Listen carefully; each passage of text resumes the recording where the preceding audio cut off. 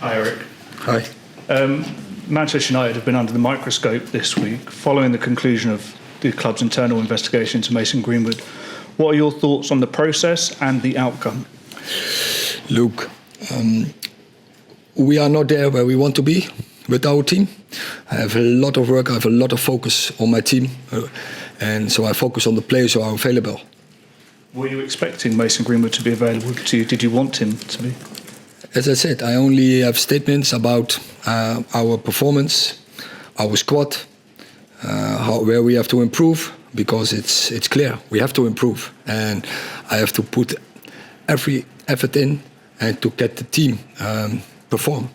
With that in mind, has this been a challenging week? You've obviously lost two important players to injuries on top of everything else. Yeah, but that is the situation. It's normal. Top football, you go to the limits. Injuries coming up.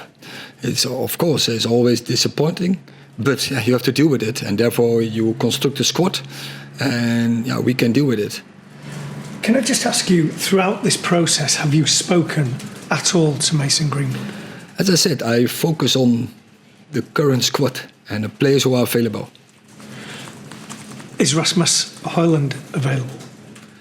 Not for tomorrow. How near is he? Near. He today, first time he came into team training. So next week we expect him to do a full week with all the team trainings. So he's very near to make the squad. Erik, in terms of the injuries that you mentioned a moment ago, can you bring us any more detail on Mason Mount and Luke Shaw as to what the exact problems are and how long you expect to be without them?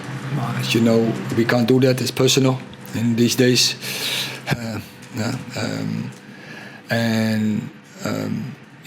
There will be, for some period, there will be absence where Luke will be longer as Mason. So are you thinking weeks or months? I understand you can't give the exact detail from what you said. No, but what I said, Luke will be longer, and Mason, I think, quicker. Obviously at left back you also have Tyrone Marshall injured at the moment. Do you know an update on his situation? How soon will he be back? It will also take a few weeks before he will be back.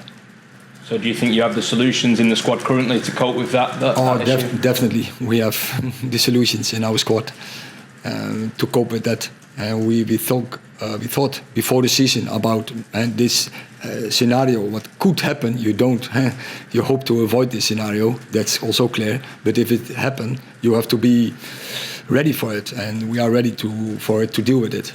Thank you. Erik, do you understand why Manchester United fans do want to know your position on what's happened with Mason Greenwood? So once again, what Manchester United fans expecting is winning Manchester United, and I'm responsible for that, and I have to put all my effort and all my focus in the current players who are available and in the current squad, and make us play better as we do now. Thinking about the play on the pitch, Mason Mount injured, that midfield three at times against Tottenham looked like it might have been overrun slightly. How are you working to address that? You always have to make clinical analyze, and that assessment is not right. It's not about the midfield. It was about the back, and it was about the front. And that's why we were open. Nothing to do with the midfield, but I already said straight after the game. There were some fans criticising some of the fitness of the players. Casemiro got called out a bit. Is he fully fit at the moment? Oh, if you see the numbers, then you see he's fully fit. And our fitness, I don't have any doubts. They can do it.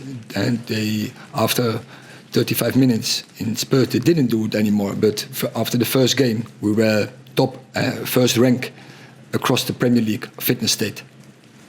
And just a player who's been linked away from the club, Erik Bailly, are you able to tell us anything about a potential move to Marseille at all? When we have news, we will give it straight away. But we don't have in this moment, so we can't say anything about it.